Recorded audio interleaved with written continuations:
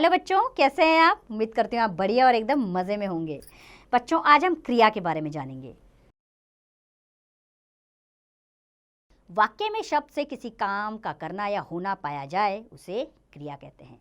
आइए चित्र को देखकर एक गद्यांश पढ़ते हैं।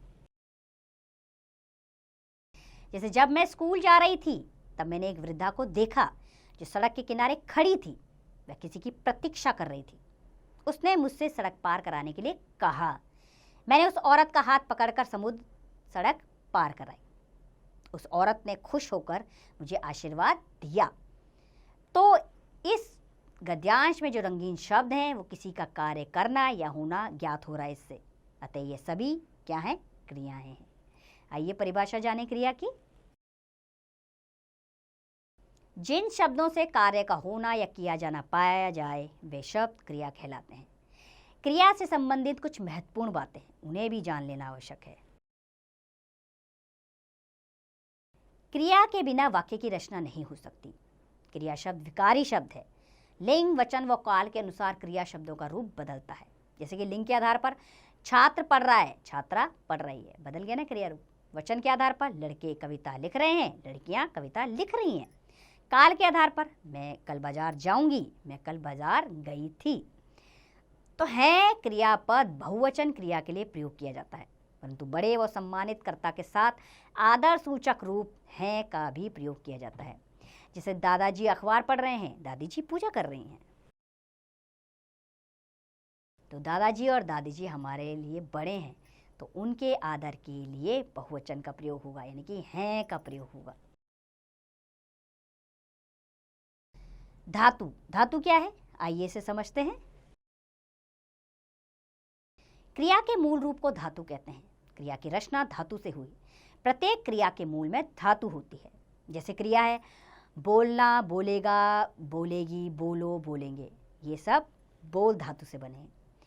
जाना, जाओ, जाएं, जाएंगे, जाऊंगा, जाएगा, ये क्रिया शब्द हैं जो जा धातु से बने हैं। लिखना, लिखेगा, लिखेगी, लिखाए, लिखेगी, ये क्रिया है जो लिख धातु से बने हैं। पढ़ना, पढ़ेगा, पढ़ेगी, पढ़ेंगे, ये क्रिया शब्द पढ़ धातु से बने हैं। आइए अब क्रिया के भेद जानें। क्रिया को विभाजित करने के दो आधार हैं, कर्म के आधार पर और प्रयोग के आधार पर। पहला हम जानेंगे कर्म के आधार पर। कर्म के आधार पर क्रिया के दो भेद हैं। पहला है सकर्मक क्रिया। सकर्मक क्रिया का अर्थ है कर्म सहित। जिस क्रिया का फल सीधा कर्म पर पड़े वह सकर्मक क्रिया कहलाती है। जैसे लड़का क्रिकेट खेलता है, राधा नृत्य करती है। तो बच्चों, इन वाक्यों में खेलता है तथा करती है क्रिया का फल क्रमशः क्रिकेट तथा नृत्य पर पड़ रहा है, इसलिए ये क्रियाएं सकर्मक क्रिया है। अब सकर्मक क्रिया के भेद जान लेते हैं। सकर्मक क्रिया के दो भेद होते हैं। एक कर्मक क्रिया, नाम से ही पता लग रहा है जिसमें एक कर्म हो। जिन सकर्मक क्रियाओं का केवल एक ही कर्म होता है उन्हें सकर्मक क्रियाएं कहते हैं। जैसे तितलियां फूलों पर बैठी हैं, धोबी कपड़े धोता है। तो यहाँ फूलों और कपड़े एक ही कर्म है, अतः क्रिया एक कर्मक है। दूसरा है द्विकर्मक क्रिया। जिन सकर्मक क्रियाओं के दो कर्म होते हैं उन्हें द्विकर्मक क्रिया कहते हैं। जैसे पापा ने बच्चे को टॉफी दी, बच्चे और टॉफी। बच्चे ने गाय को रोटी खिलाई। तो यहाँ दो दो कर्म है, इसलिए यहाँ द्विकर्मक क्रिया है। दूसरा है अकर्मक क्रिया। अकर्मक क्रिया का अर्थ है कर्म रहित। जिस वाक्य में क्रिया का फल सीधा कर्म पर पड़ता है वह अकर्मक क्रिया कहलाती है। जैसे बच्चा सोता है, नीता गाना गाती है। नीता गाती है। तो इन वाक्यों में सोता है और गाती है क्रिया का फल क्रमशः बच्चा और नीता पर पड़ रहा है, अतः यह अकर्मक क्रिया है। सकर्मक और अकर्मक क्रियाओं की पहचान कैसे हो, इन्हें जान लेते हैं। बच्चों, क्रिया में क्या, किसे अथवा किसको लगाकर प्रश्न पूछने पर यदि उत्तर प्राप्त होता है तो क्रिया सकर्मक है, और यदि उत्तर नहीं मिलता है तो क्रिया अकर्मक होगी। अब दूसरा है प्रयोग के आधार पर क्रिया के भेद। तो प्रयोग के आधार पर क्रिया के निम्नलिखित 5 भेद होते हैं। पहला है सामान्य क्रिया। जिस वाक्य में एक क्रिया का प्रयोग होता है उसे सामान्य क्रिया कहते हैं। जैसे वर्षा पत्र लिखती है, ध्रुव सेब खाता है। सिंपल सी क्रिया है, तो यहाँ पर सामान्य क्रिया है। दूसरा है संयुक्त क्रिया। दो या दो से अधिक वस्तुओं से बनी क्रियाएं संयुक्त क्रियाएं कहलाती हैं। जैसे गाय गिर गई, रितेश तो वहां जा बैठा। गिर गई दो क्रिया, जा बैठा दो क्रिया, तो क्या है? संयुक्त क्रिया हुई। तीसरा है नाम धातु क्रिया। संज्ञा, सर्वनाम तथा विशेषण शब्दों से बनने वाली क्रियाएं नाम धातु क्रियाएं कहलाती हैं।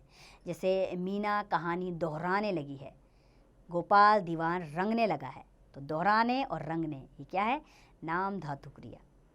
नाम धातु क्रियाएं चार प्रकार के शब्दों से बनती है। जैसे संज्ञा शब्दों से, जैसे शर्म शर्माना, रंग रंगना, बात बतियाना। सर्वनाम शब्दों से, जैसे अपना अपनाना। विशेषण शब्दों से बनती है, जैसे लंगड़ा लंगड़ाना, गरम गरमाना, दोहरा दोहराना। अनुकरणवाची शब्दों से, जैसे खटखट खटखटाना, हिन हिन हिनहिनाना। चौथा है प्रेरणार्थक क्रिया। जिन क्रियाओं में कर्ता स्वयं कार्य ना करके किसी दूसरे से करवाता है या करने की प्रेरणा देता है, वे प्रेरणार्थक क्रियाएं कहलाती हैं। जैसे नानी जी नौकर से सब्जी मंगवाती हैं, अध्यापक ने बच्चों से पुस्तक पढ़वाई। तो नानी जी ने नौकर से काम करवाया, अध्यापक जी ने पुस्तकें बच्चों से पढ़वाई। पांचवा है पूर्वकालिक क्रिया।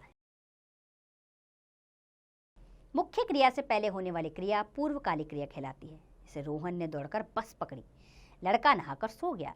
लड़का सोने से पहले क्या किया? लड़के ने नहाया। तो पहली क्रिया पूर्वकालिक क्रिया हो गई। आइए ध्यान देने योग्य बातें जानें। जिन शब्दों से किसी कार्य के करने या होने का बोध होता है उन्हें क्रिया कहते हैं। क्रिया के बिना वाक्य की रचना नहीं हो सकती। क्रिया के मूल रूप को धातु कहते हैं। क्रिया का वर्गीकरण दो आधारों पर किया गया है, कर्म के आधार व प्रयोग के आधार पर। कर्म के आधार पर क्रिया दो प्रकार की होती है, सकर्मक क्रिया व अकर्मक क्रिया। सकर्मक क्रिया के दो भेद हैं, एक कर्मक व द्विकर्मक। प्रयोग के आधार पर क्रिया के 5 भेद हैं, सामान्य क्रिया, संयुक्त क्रिया, नाम धातु क्रिया, प्रेरणार्थक क्रिया और पूर्वकालिक क्रिया। तो उम्मीद करती हूँ बच्चों आपको क्रिया अच्छे से समझ आई होगी। अब इसका अभ्यास कार्य आप स्वयं कीजिए।